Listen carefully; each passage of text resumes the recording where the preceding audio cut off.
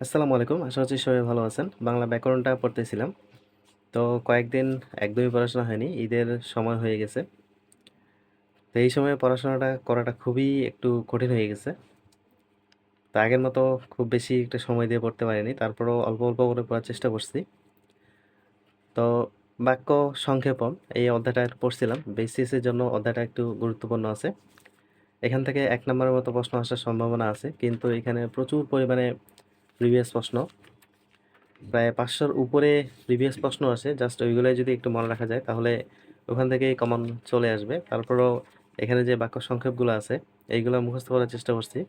মূলত এইগুলা মুখস্থ থাকলে প্রিভিয়াস কোশ্চেনগুলা এগুলা 99% হয়েই যায় বলা যায়।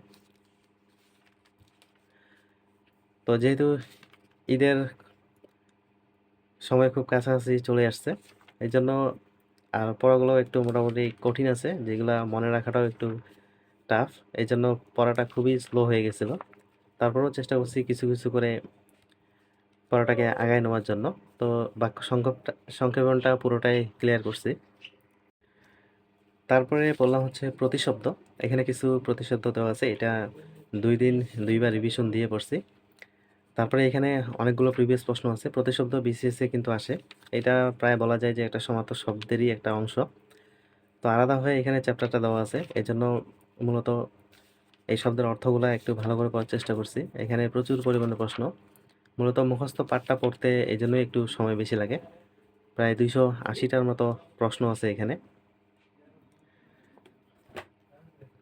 তো এখন আজকে ব্যাকরণের যে বিষয়গুলো ছিল এখনো মোটামুটি শেষ হয়নি। সমার্থক শব্দটা বাকি আছে।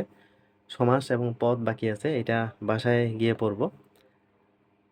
বাসায় ইংলিশ লিটারেচার এটা নিয়ে যাব, এটা পড়ব। আর হচ্ছে বাংলাদেশ বিষয়াবলী এটা নিয়ে যাব। তো ইংলিশ গ্রামারটা যেহেতু একটা ভালো প্রিপারেশন আছে, লিটারেচারটা যদি বাসা থেকে কমপ্লিট করে আসতে পারি তাহলে ইংলিশ এবং বাংলা মিলে ৭০ নাম্বার। বাংলাদেশ এবং আন্তর্জাতিক এই ২ টা যদি শেষ করতে পারি তাহলে আন্তর্জাতিক তো অলরেডি শেষ করা আছে। বাংলাদেশটা একটা যদি রিভিশন দিতে পারি বাসার মধ্যে, যেহেতু ৭-৮ দিনের মতো সময় আছে। তো তাহলে টোটাল প্রায় ১২০ নাম্বারের মতো পড়াশোনা হবে। GK ৫০, Bangla English ৭০, ১২০ number. তো ঈদের মধ্যেই যদি ১২০ নাম্বারের একটা প্রিপারেশন থাকে তাহলে ঈদের পরে একটু চাপ কমবে। তখন গণিত এবং মানসিক দক্ষতা এই ২ টাতে একটু বেশি সময় দিয়ে ওই ২ টা যদি ক্লিয়ার করে নিতে পারি তাহলে ১৫০ নাম্বার। মূলত ১৫০ নাম্বারই সবচেয়ে বেশি গুরুত্বপূর্ণ। এই নাম্বারগুলা থেকে যদি ভালো একটা নাম্বার তোলা যায় তাহলেই সবকিছু সহজ হয়ে যাবে ইনশাআল্লাহ। তো সবাই ভালো থাকবেন, সুস্থ থাকবেন। সবাইকে ঈদ মোবারক। আল্লাহ হাফেজ।